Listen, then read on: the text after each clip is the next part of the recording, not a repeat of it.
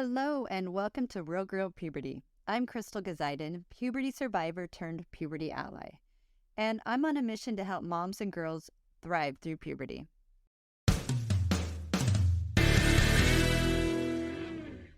Welcome to part 2 of the 4 puberty conversations you should be having with your tween daughter, but probably aren't miniseries. If you missed last week's episode, I gotcha, and I'll put the link down in the show notes so you can catch up there. And remember, if you're not sure how to start these conversations, Real Girl Puberty has you covered. It just so happens that we have a magazine issue dedicated to each of the 4 topics. Last week, we talked about confidence and why it's important to proactively support your tween girl to help and increase her confidence.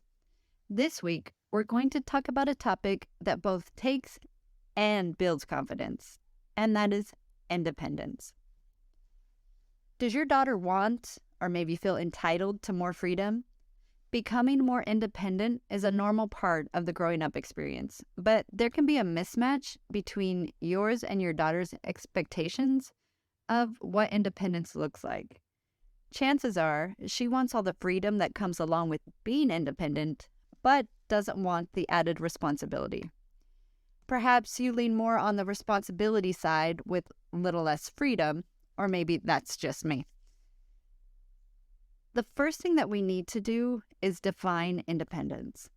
So independence means freedom from control. It's being able to do things by yourself with minimal supervision and support. In tween terms, it can mean doing what you want without your parents controlling you or telling you what to do. And this is where the struggle can happen. If you and your daughter are both operating from your own expectations and not having an idea what the other really expects, you'll be stuck in a constant battle.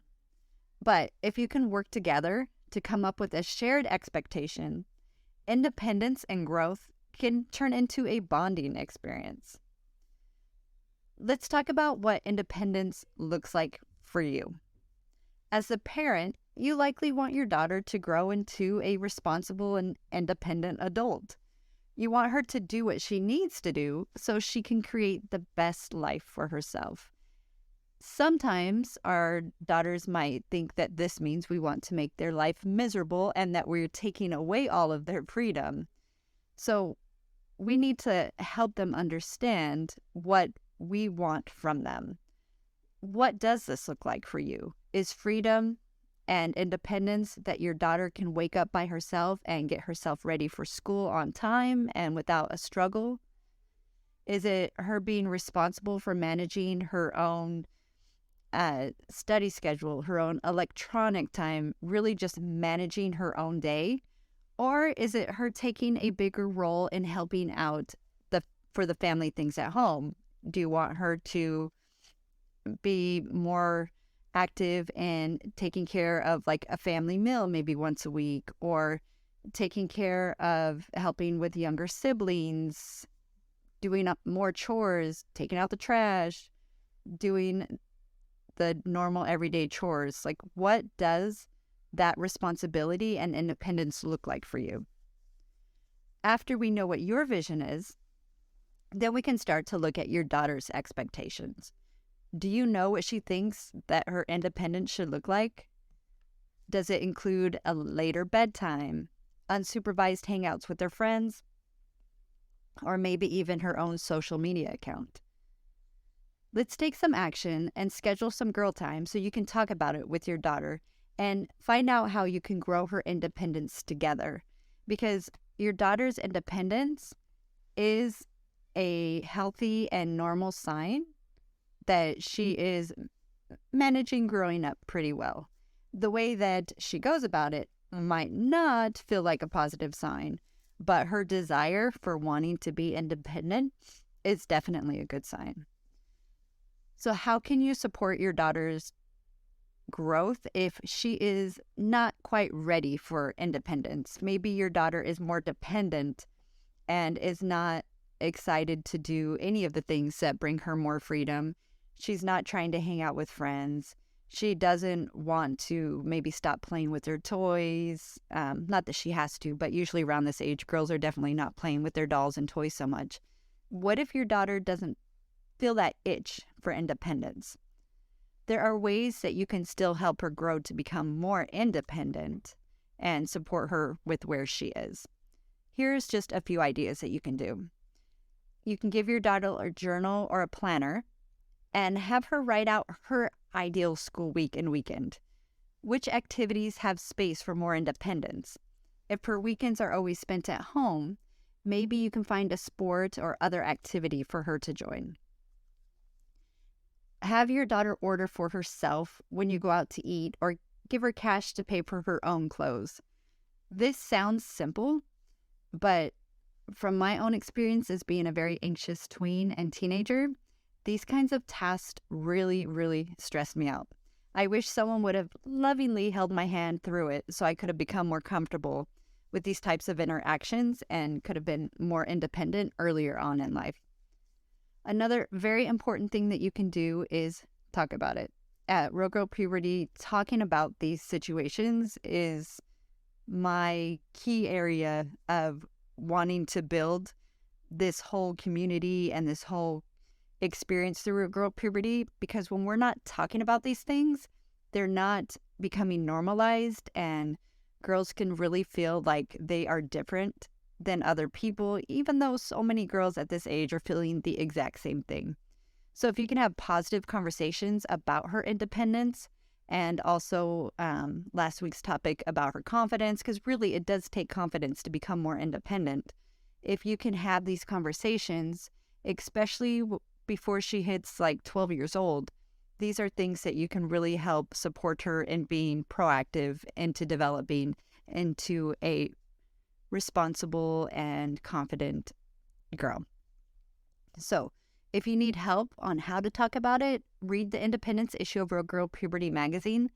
Read it together with your daughter and ask her about her thoughts and feelings on the issue.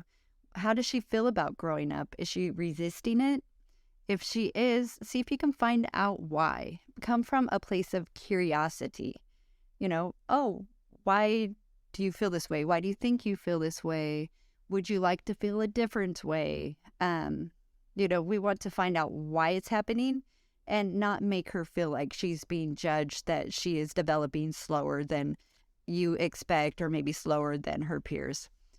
And if it feels like it is an issue that is maybe based on anxiety or something else that is holding her back, please get professional support. It can be frustrating when your daughter won't do the simple things involved in taking care of herself, but there might be an underlying reason, and hopefully that can be resolved.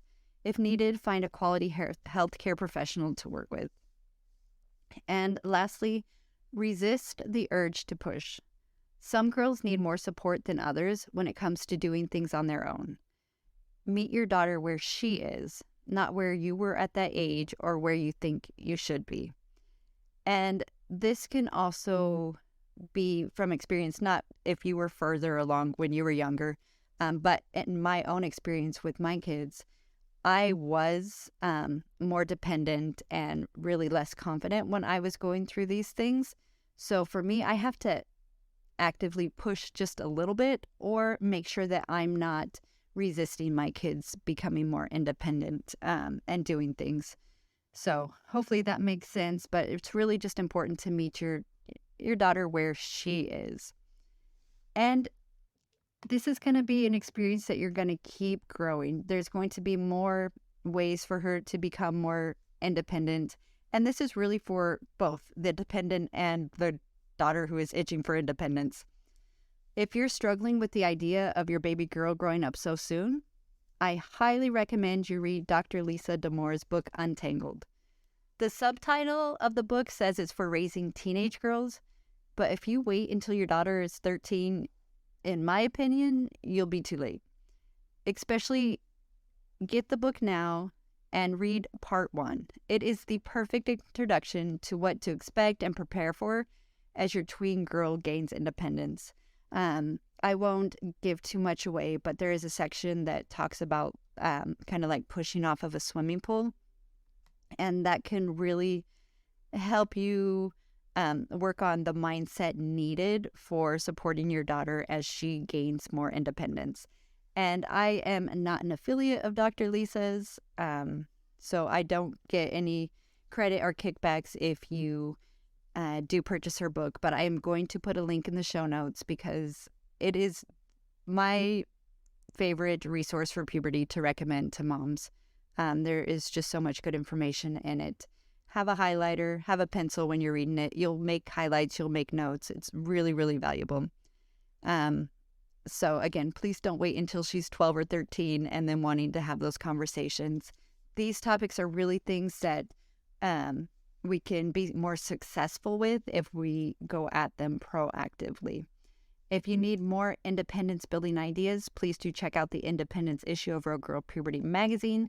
And make sure to come back next week when we'll be discussing the third puberty conversation that you should be having with your tween girl, but probably aren't. Puberty. Yeah, we're going to talk about it.